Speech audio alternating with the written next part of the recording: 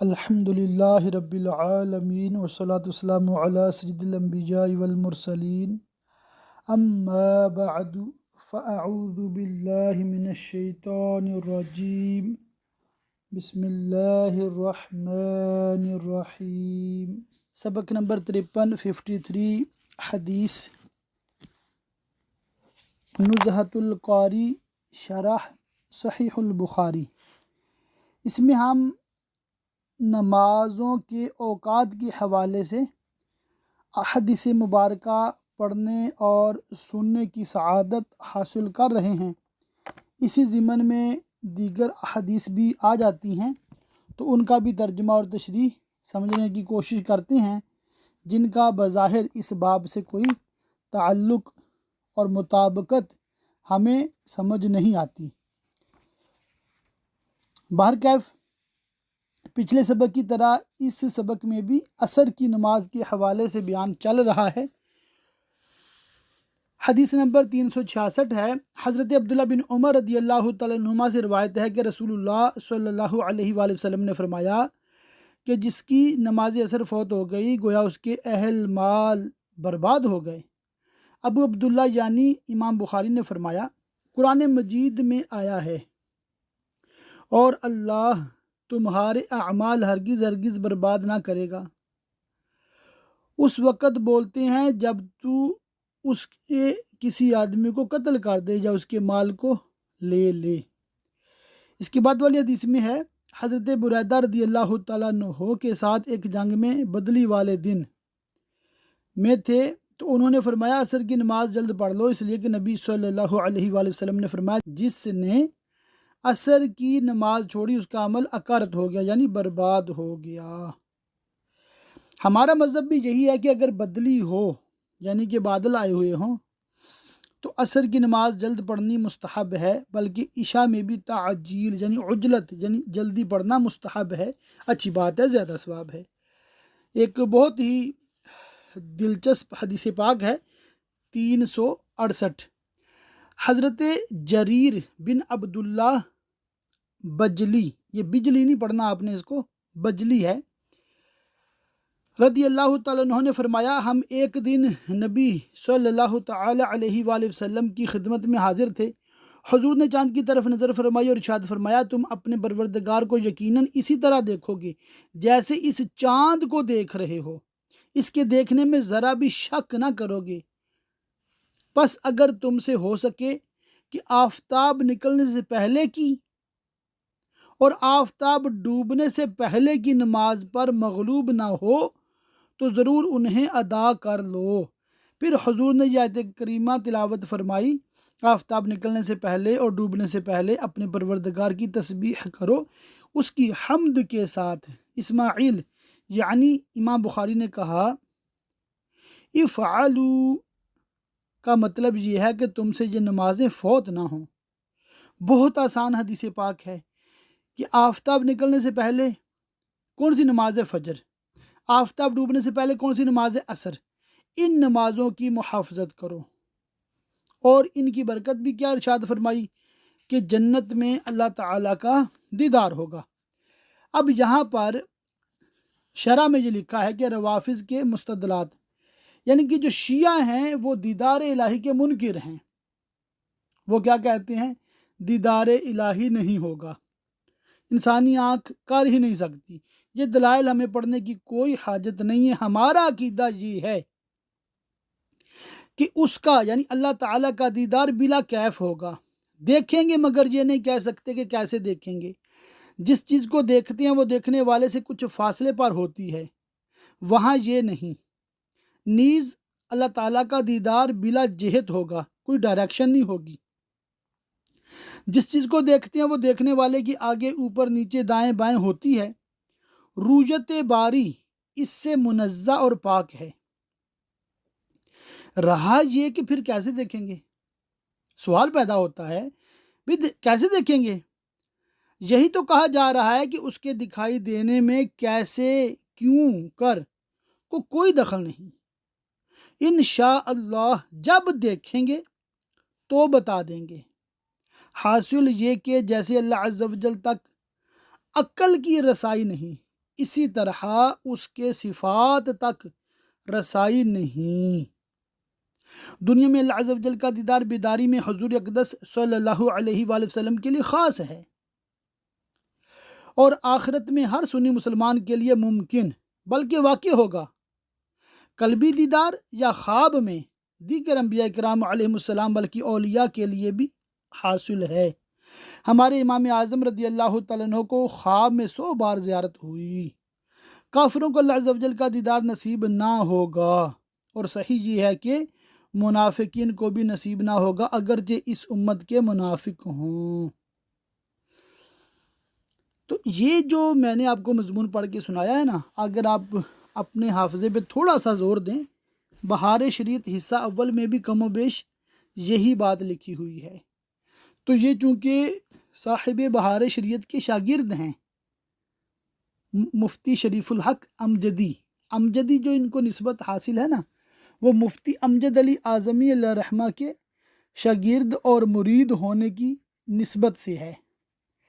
تو انہوں نے وہی بات یہاں پر نقل کر دی۔ اب دیکھیں، سمجھانے کی بات ہے، ایک توجہ طلب۔ اتنے بڑے مفتی ہیں، اللہ تعالیٰ کے دیدار کے حوالے سے انہوں نے یہ لکھا ہے، یعنی کہ ہمارے علماء نے ہمیں یہ تعلیم کیا ہے تو ہمیں اس پر بس کرنی چاہیے، یعنی کہ آمنا و صدقنا، جو بتا دیا گیا ہم نے قبول کیا، اس پہ ایمان لائے، اور بس سر تسلیم خم۔ کیسے ہوگا، کیوں ہوگا، یہ باتیں ہمیں زیب نہیں دیتی۔ وہ کہتے ہیں نا، بندے ہو تو بندے بن کے رہو۔ سمجھے بات کو؟ احکام سب کو دیے جاتے ہیں، حکمتیں سب کو نہیں بتائی جاتی۔ ایک بادشاہ ہے بلا تمثیل، وہ اپنے وزراء کے ساتھ مشاورت کرتا ہے، مگر عوام کے لیے احکامات جاری کرتا ہے۔ خیر، ہمارے علماء اہل سنت نے ہمیں جو بتا دیا، ہم اس کے پیچھے ہیں، اور اللہ کے فضل سے عالم کورس اردو میں وہی کتابیں ہیں صرف اور صرف جو علماء اہل سنت بریلوی ہیں ان کی، مطلب تاکہ آپ کو تھوڑے وقت میں بہت ساری ابحاث سے بچا کر خالص اہل سنت کا عقیدہ اور نظریہ بتایا جائے۔ اب میں نے اسی حدیث پاک کے تحت جو شیعہ کی بکواس ہے وہ پڑھ کے نہیں سنائی، بھی ضرورت کیا ہمیں؟ ہاں، آپ میں سے جو اہل ذوق ہیں، مطالعے کا شوق رکھتے ہیں، وہ پڑھ سکتے ہیں اپنی معلومات کے لیے۔ خیر، اس کے بعد والی حدیث پاک میں بھی نماز فجر اور عصر کے حوالے سے ہی فضیلت کا ذکر ہے، اور اس کے بعد بھی نماز فجر اور عصر کے حوالے سے ہی تاکید ہے۔ حدیث نمبر 371 ہے، حضرت عبداللہ بن عمر رضی اللہ تعالیٰ عنہما سے روایت ہے کہ انہوں نے خبر دی کہ رسول اللہ صلی اللہ تعالیٰ علیہ وآلہ وسلم سے انہوں نے سنا، فرماتے تھے، تمہارا دنیا میں رہنا اگلی امتوں کی بنسبت ایسے ہی ہے جیسے عصر سے سورج ڈوبنے تک کا وقت۔ تورات والوں کو تورات دی گئی، انہوں نے عمل کیا، جہاں تک کہ دوپہر کا وقت ہوا تو تھک گئے، ان کو ایک ایک کی رات دیا گیا۔ پھر انجیل والوں کو انجیل دی گئی، انہوں نے عصر کی نماز تک کام کیا، پھر تھک گئے تو ان کو بھی ایک ایک کی رات دیا گیا۔ پھر ہم کو قرآن دیا گیا اور ہم نے سورج ڈوبنے تک کام کیا تو ہمیں 2 کی رات دیا گیا۔ اس پر اہل تورات و انجیل کہنے لگے، اے ہمارے رب، تو نے ان لوگوں کو 2 کی رات عطا فرمائی اور ہم لوگوں کو صرف ایک ایک کی رات عطا فرمایا، حالانکہ ہم نے ان لوگوں سے زیادہ کام کیا۔ اللہ عز و جل نے فرمایا، کیا میں نے تمہاری مزدوری میں کچھ کمی کی ہے؟ انہوں نے عرض کیا، نہیں۔ اللہ تعالیٰ نے فرمایا، میرا فضل ہے، جسے چاہتا ہوں عطا فرماتا ہوں۔ اس کے بعد والی حدیث اسی مضمون کی ہے۔ اس حدیث پاک میں اس امت کی فضیلت بیان کی گئی ہے کہ نبی کریم صلی اللہ علیہ وآلہ وسلم کی برکت سے ہماری مثال ایسی ہے جیسے کوئی صرف عصر تا مغرب کام کرتا ہے۔ ایک مزدور ہے، عصر تا مغرب کام کرتا ہے، یعنی کہ بہت تھوڑا کام کرتا ہے۔ ایک تو اس کو ٹائم تھوڑا دینا پڑتا ہے اور اجرت بھی ڈبل ملتی ہے، 2 کی رات ملتی ہے۔ یہودیوں کی مثال ایسے جیسے کوئی فجر سے لے کر زور تک کام کرتا ہے، بہت لمبا ٹائم کام کیا۔ عیسائیوں کی مثال دی جیسے ظہر تا عصر کوئی کام کرتا ہے، یہ بھی کافی لمبا ٹائم ہے مگر پہلے سے کام۔ تو یہ ایک مثال ہے، اس پہ شرح میں یہی چیز بیان کی گئی ہے، یہی سمجھایا گیا ہے۔ آگے ایک تعلیق آتی ہے، امام عطا نے فرمایا بیمار مغرب اور عشاء کے مابین جمع کرے۔ اس میں یہ بتایا گیا شرح میں کہ ایک ہے حقیقتاً جمع کرنا، مغرب کے وقت میں عشاء پڑھنا یا عشاء کے وقت میں مغرب پڑھنا یہ جائز نہیں ہے۔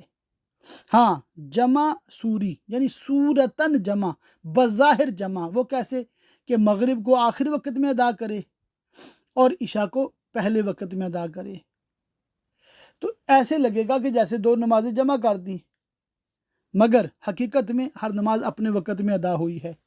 مگر ایک مسئلہ آپ یاد رکھیے گا، عام دنوں میں عام حالات میں مغرب کا جو ٹائم ہوتا ہے وہ اتنا ہی ہوتا ہے جتنا اس دن فجر کا ٹائم ہوتا ہے۔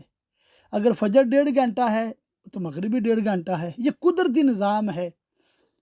معتدل ایام میں، نارمل ڈیز میں، پاکستان وغیرہ علاقوں میں، ہمارے UK یورپ میں ان دنوں گرمیوں میں غیر معتدل ایام ہیں، یہاں کی بحث نہیں ہے، یہاں والے اس کو مطلب نوٹ کر لیں۔ خیر پاکستان کی مثال دیتا ہوں اور انڈیا کے لیے بھی یہی مثال ہے۔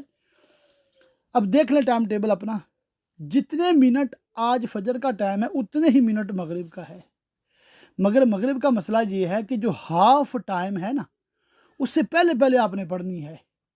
مثال ہے 100 منٹ ٹائم ہے مغرب کا، تو 50 منٹ پورے ہونے سے پہلے آپ کی مغرب پوری ہو جانی چاہیے۔ اگر بلا وجہ تاخیر کریں گے کہ آخری مطلب half an hour second half شروع ہو گیا، آخری ہاف سیکنڈ ہاف شروع ہو گیا ہے تو نماز مکروہ تحریمی ہے، یعنی کہ بہت مکروہ ہے۔ نماز پھر بھی ہو جاتی ہے مگر مکروہ ہے، آپ سمجھتے مکروہ تحریمی بالکل حرام کے قریب ہوتا ہے۔ تو مغرب میں جلدی تو کرنی ہے، مگر جو لوگوں کے ذہن میں نا وہ 5 منٹ کے اندر پڑھ لو بس مغرب، ایسی بات بھی نہیں ہے، ٹائم کافی ہوتا ہے۔ ہم مثال ہے 1 گھنٹہ 18 منٹ سے کم تو ٹائم ہوتا ہی نہیں ہے انڈیا پاکستان میں، یہ بہار شریف میں لکھا ہوا ہے، کبھی بھی نہیں ہوتا۔ تو اس حساب سے بھی دیکھیں تو کم از کم 40 منٹ تو رہتا ہے ٹائم، 40-45 منٹ کہ غیر مکروہ ٹائم رہتا ہے 40-45 منٹ، اور اس کے بعد مکروہ ٹائم شروع ہو جاتا ہے۔ خیر یہ ضمناً میں نے اس تعلیق کے تحت آپ کو گوش گزار کر دیا۔ اس کے بعد بھی نمازوں کے اوقات کے ہی حوالے سے حدیث نمبر 373 374 ہے، 375 بھی اسی سے ملتی جلتی ہے۔ 376 جو حدیث پاک ہے اس میں یوں بیان کیا گیا ہے کہ عبداللہ المزنی رضی اللہ تعالیٰ عنہ نے مجھ سے حدیث بیان کی کہ نبی صلی اللہ علیہ وآلہ وسلم نے فرمایا تمہاری نماز مغرب کے نام پر دیہاتی غالب نہ ہو جائیں۔ راوی نے کہا کہ دیہاتی لوگ اسے عشاء کہتے تھے۔ اب اس کا مطلب کیا ہے؟ عشاء کے لغوی معنی رات کی ابتدائی تاریکی کی ہیں، دیہاتی لوگ مغرب کو عشاء کہنے لگے تھے۔ اس پر تنبیہ فرمانے کے لیے حضور نے یہ ارشاد فرمایا کہ مغرب کو مغرب ہی کہا کرو، دیہاتیوں سے متاثر ہو کر اسے عشاء نہ کہنے لگنا۔ تو ایک عوامی غلطی جو تھی اس کو دور فرمایا۔ حدیث نمبر 377 ہے، عبداللہ بن عمر رضی اللہ تعالیٰ عنہما نے فرمایا کہ رسول اللہ صلی اللہ تعالیٰ علیہ وآلہ وسلم نے ایک رات عشاء کی نماز پڑھائی، وہی جسے لوگ اتما کہتے ہیں، اتما۔ پھر حضور نے رخ انور ہماری طرف کیا اور فرمایا کیا تم نے اس رات کو دیکھا؟ اس رات سے 100 برس گزرنے پر جتنے لوگ آج زمین پر ہیں ان میں کوئی باقی نہ رہے گا۔ اللہ اکبر، کتنی بڑی غیب کی خبر اس میں پیارے آقا صلی اللہ علیہ وآلہ وسلم نے ارشاد فرمائی۔ اس کے بعد والی حدیث میں بھی نماز کے اوقات کے حوالے سے ہی بیان چل رہا ہے۔ حدیث نمبر 379 ہے 79 حضرت ام المومنین حضرت عائشہ صدیقہ رضی اللہ تعالیٰ عنہا نے فرمایا، رسول اللہ صلی اللہ علیہ وآلہ وسلم نے ایک بار عشاء کی نماز میں تاخیر فرمائی، جہاں تک کہ حضرت عمر رضی اللہ تعالیٰ عنہ نے حضور کو آواز دی، نماز، عورتیں اور بچے سو گئے۔ اب حضور باہر تشریف لائے، فرمایا تمہارے سوا کوئی بھی روئے زمین پر اس کا انتظار نہیں کر رہا ہے۔ راوی نے کہا، اس وقت سوائے مدینہ کے کہیں نماز نہیں پڑھی جاتی تھی۔ راوی نے کہا، لوگ شفق ڈوبنے اور رات کی پہلی تہائی تک نماز پڑھتے تھے۔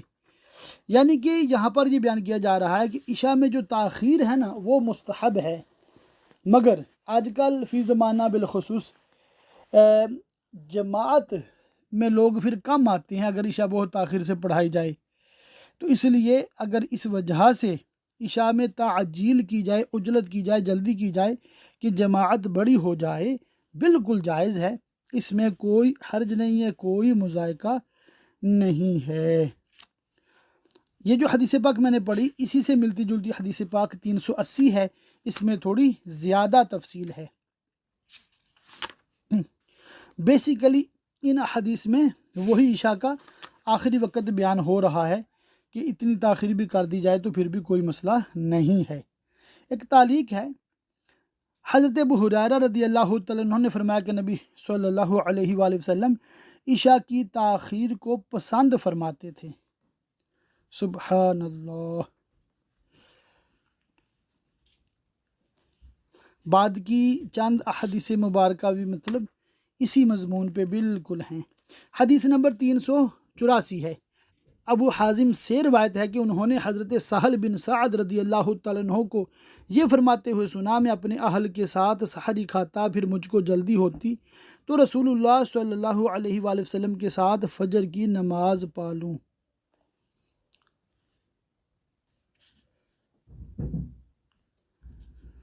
حدیث پاک دوبارہ سماعت فرمائیں۔ حضرت سیدنا سہل بن سعد رضی اللہ تعالیٰ عنہ کو یہ فرماتے ہوئے سنا، میں اپنے اہل کے ساتھ سحری کھاتا، پھر مجھ کو جلدی ہوئی کہ رسول اللہ صلی اللہ علیہ وآلہ وسلم کے ساتھ فجر کی نماز پالوں۔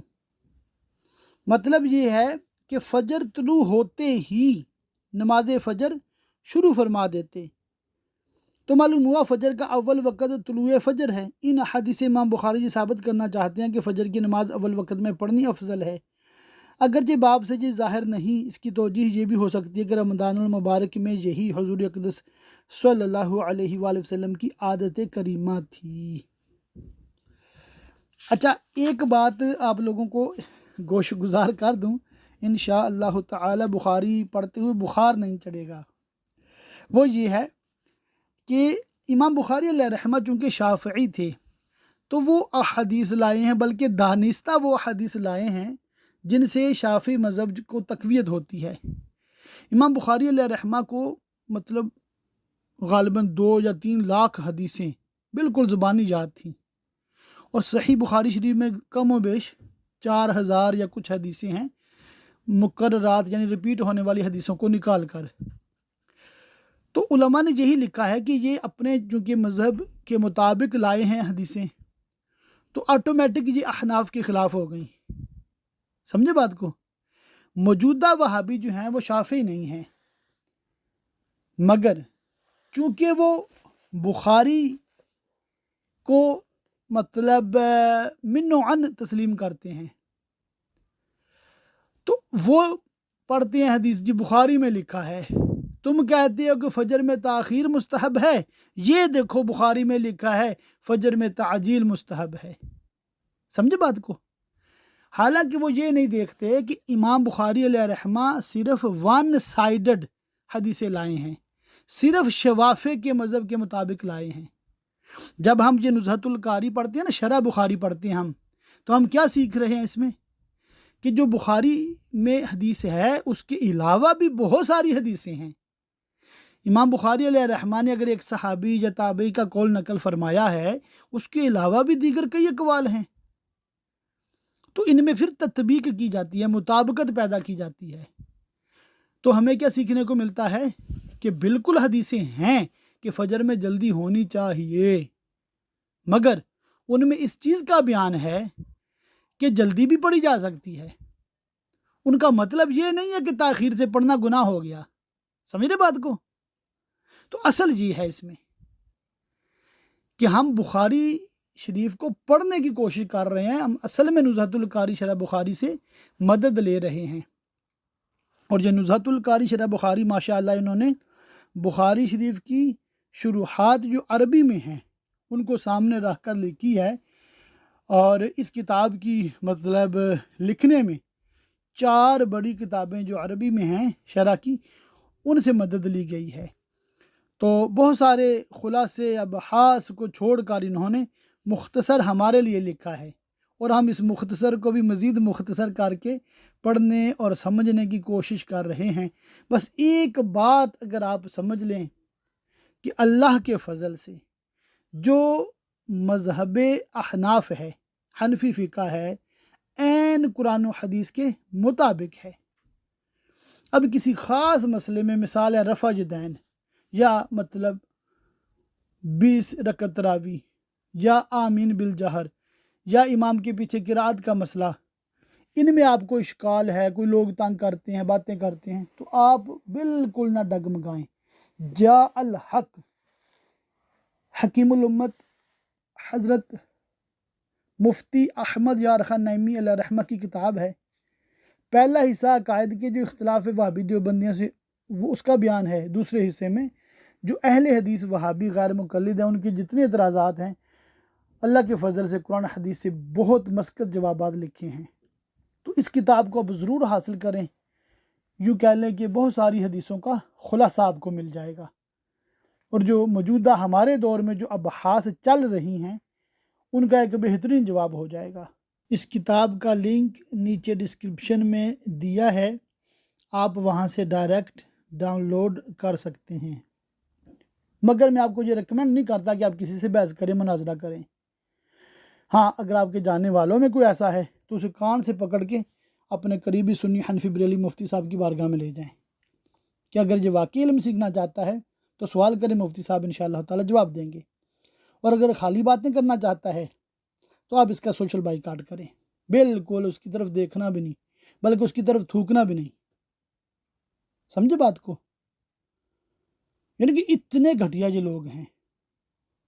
بیت الخلاء میں تھوکنے کی اجازت نہیں ہے کیونکہ ہمارا تھوک پاک ہوتا ہے۔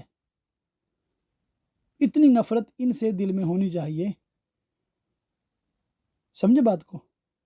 جتنے بھی بد مذہب ہیں، چاہے وہ شیعہ ہوں، وہابی ہوں، دیوبندی ہوں، کوئی بھی ہوں، بالکل ان سے ڈسکنیکٹ ہو جائیں، بالکل ڈسکنیکٹ ہو جائیں، کہیں بھی ان کو دیکھنا بھی نہیں ہے، اور صرف سنی بریلوی جو ہیں وہ بھی جو نیک پرہیزگار دیندار لوگ ہیں ان کے ساتھ رہیں۔ اب یقین کریں بالکل زندگی ایسے اطمینان والی زندگی ہوگی، سکون والی زندگی ہوگی، چین والی زندگی ہوگی انشاءاللہ تعالی۔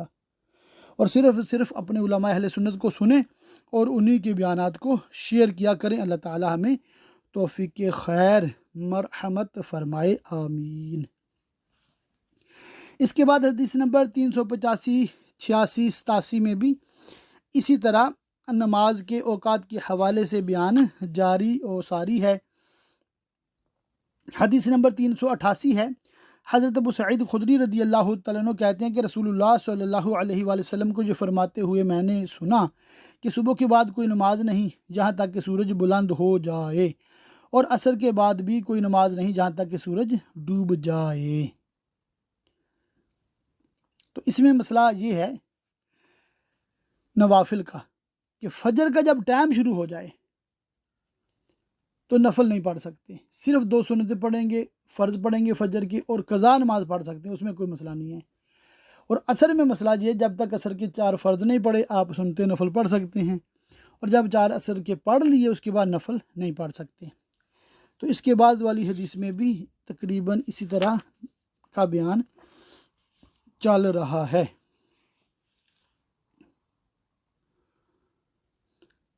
قریب نے حضرت ام سلمہ رضی اللہ تعالیٰ عنہ سے روایت کی نبی صلی اللہ علیہ وآلہ وسلم نے عصر کے بعد 2 رکعت پڑھی اور فرمایا عبد القیس کے کچھ لوگوں نے مجھے مشغول رکھا اور میں ظہر کے بعد کی 2 رکعت نہیں پڑھ سکا تھا۔ اب ایک بار نبی صلی اللہ علیہ وآلہ وسلم کے ساتھ یہ واقعہ ہوا تو آپ نے عصر کے ساتھ یہ 2 رکعتیں پڑھی، تو آپ اس چیز کو پسند فرماتے تھے کہ ایک عمل جو شروع کر دیا ہے نا پھر اس کو ہمیشہ کریں۔ یہ مضمون آپ کو بعد والی کئی حدیثوں میں ملے گا کہ آپ صلی اللہ علیہ وآلہ وسلم عصر کے بعد 2 رکعتیں پڑھتے تھے، عصر کے بعد 2 رکعتیں پڑھتے تھے۔ تو ان میں صرف یہی ہے کہ یہ آپ کی خصوصیات میں سے ہے۔ جس طرح 4 سے زیادہ شادیاں فرمانا آپ کے لیے خاص ہے، امتی کے لیے جائز نہیں ہے۔ اسلام میں ایک وقت میں صرف 4 بیویاں ایک عام مسلمان رکھ سکتا ہے۔ نبی کریم صلی اللہ علیہ وآلہ وسلم کی خصوصیت یہ ہے کہ آپ کے لیے کوئی لمٹ نہیں تھی، اور آج کے دور میں تو اللہ خیر کرے 1 سے زائد کی بھی ہمارے معاشرے میں اجازت نہیں ہے۔ وہ الگ بات ہے کہ اسلام میں اجازت ہے۔ اس پہ کسی نے بہت زبردست شعر لکھا ہے، کہتے ہیں کہ نہ دل کی نہ دلدار کی اجازت ہے، ہاں مگر اسلام میں 4 کی اجازت ہے۔ وہ دل بھی گھبرا جاتا ہے بندے کا سوچ کے، ہمت نہیں بنتی نا۔ وہ دلدار سے مراد پہلی بیوی خاتون اول۔ تو خیر یہ ایک ضمنی شعر آ گیا۔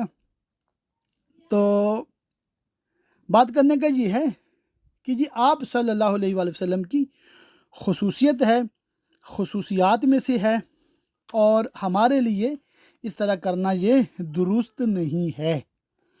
حدیث نمبر 396، حضرت جابر بن عبداللہ رضی اللہ تعالیٰ عنہما سے مروی ہے کہ عمر بن خطاب رضی اللہ تعالیٰ عنہ سورج ڈوبنے کے بعد غزوہ خندق کے دن آئے اور کفار قریش کو برا کہنے لگے اور عرض کیا یا رسول اللہ میں عصر نہیں پڑھ سکا تھا کہ سورج ڈوبنے لگا، یعنی عصر نہیں پڑھ سکا۔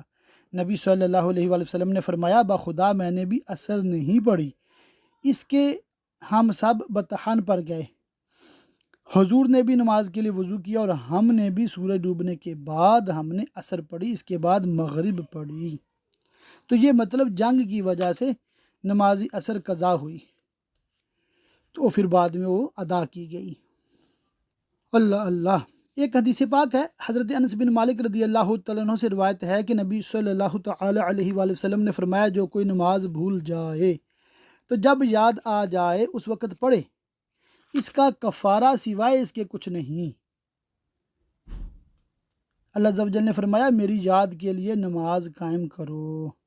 دیکھیے اسلام نے کتنی بڑی ہمارے اوپر رحمت ہے، اللہ پاک کا کرم ہے نبی کریم صلی اللہ علیہ وآلہ وسلم کے صدقے طفیل کہ اگر کوئی بھول جائے، ٹھیک ہے، تو اس کو کوئی گناہ نہیں ہے۔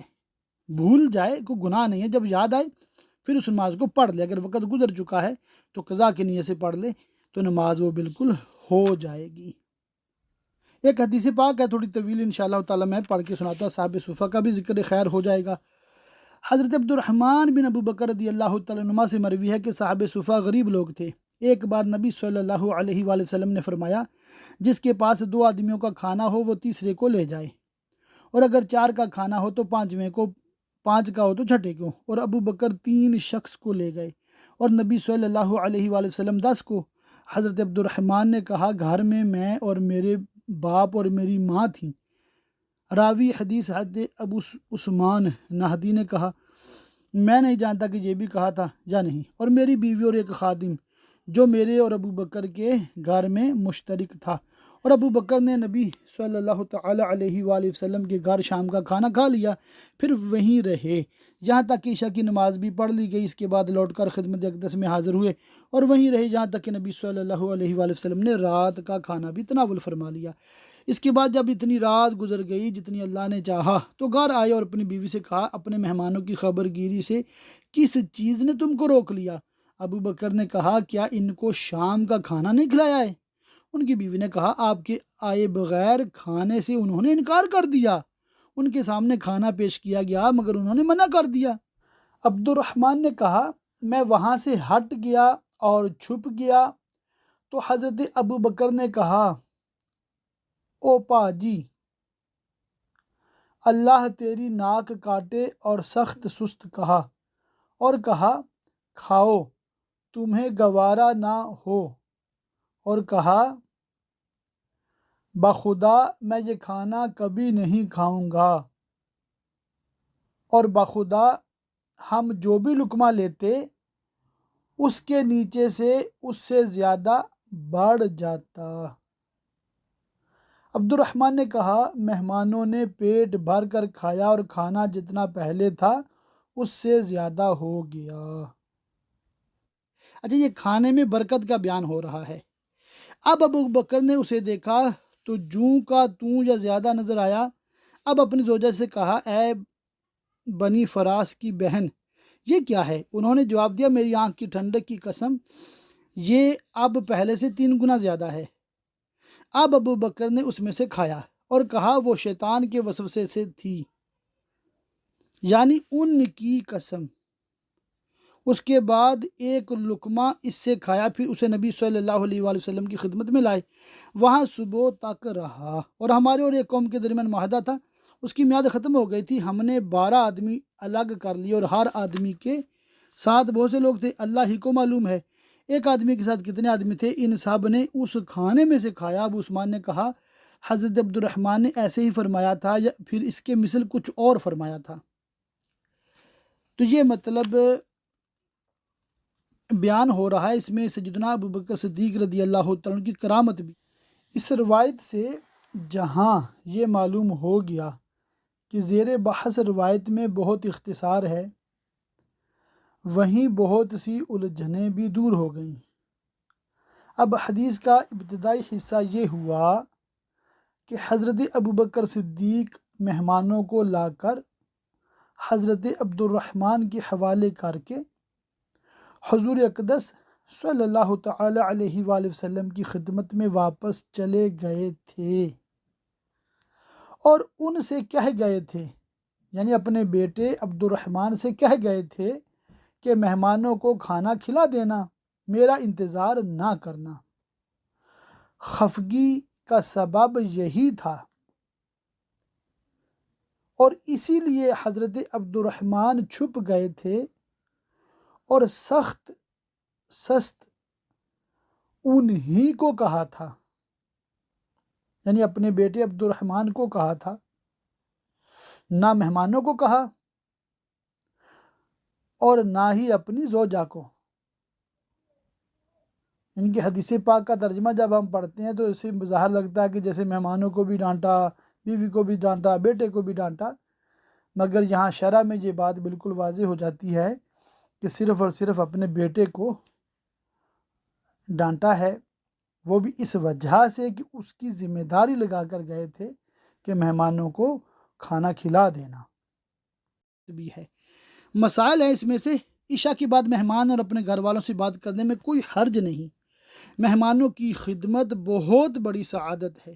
گھر کا مالک نہ موجود ہو تو جو لوگ گھر ہیں انہیں لازم ہے کہ مہمانوں کی خدمت کریں۔ جس قسم کا توڑنا بنسبت قسم پوری کرنے کی زیادہ اچھا ہو تو قسم توڑ دے اور قسم کا کفارہ ادا کرے۔ اس حدیث سے حضرت ابو بکر صدیق کی کرامت معلوم ہوئی کہ کھانے سے وہ کم نہ ہوا، زیادہ ہو گیا، اور اسے کثیر آدمیوں نے کھایا۔ الحمدللہ۔ تو یہ کتاب مکمل ہوئی۔ انشاءاللہ تعالیٰ اگلے سبق میں کتاب الاذان سے ہم آغاز کریں گے، اور اسی طرح بخاری شریف کا خلاصتاً ہم درس جو ہے وہ سنا کریں گے، تاکہ انشاءاللہ تعالیٰ بر وقت 2 سال کے اندر اندر یہ آپ کی نزہۃ القاری شرح بخاری بھی مکمل ہو۔ اور جو مین بنیادی چیز ہم نے سیکھنی ہے وہ یہی کہ اللہ کے فضل سے فقہ حنفی عین قرآن و حدیث کے مطابق ہے، اور جو دیگر حدیث بظاہر حنفیوں کے خلاف نظر آتی ہیں ان میں پھر شرح بیان کی جائے گی۔ بعض ان میں منسوخ ہیں، بعض کے وہ مطلب ہیں جو علماء احناف نے بیان کیے وہ درست مطلب ہیں، جو دوسرے لوگوں نے سمجھے وہ درست نہیں ہیں۔ مثال کے طور پہ عام طور پہ حدیثوں میں ذکر آتا ہے، ترجموں میں اس طرح ملتا ہے کہ نماز ظہر اور عصر کو اکٹھا پڑھا، مغرب اور عشاء کو اکٹھا پڑھا، تو بظاہر ایسے لگتا ہے کہ یہ حنفیوں کے خلاف ہیں، حدیثیں خلاف نہیں ہیں۔ ہم یہ کہتے ہیں کہ یہ صورتاً جمع کیا گیا ہے، ظہر کو آخری وقت میں پڑھا ہے، عصر کو اول وقت میں پڑھا ہے، اسی طرح مغرب کو آخری وقت میں پڑھا ہے اور عشاء کو اول وقت میں پڑھا ہے۔ بظاہر یہ ہمارے معارض ہے، ہمارے خلاف ہے، مگر حقیقتاً ہمارے خلاف نہیں ہے۔ اللہ کے فضل سے، اللہ کی رحمت سے ہمارا درس حدیث آج کا مکمل ہوا۔ اللہ تعالیٰ ہمیں دنیا اور آخرت کی بھلائیاں دے۔ آمین بجاہ النبی الامین وصلی اللہ تعالیٰ علیہ وآلہ وصحبہ وبارک وسلم۔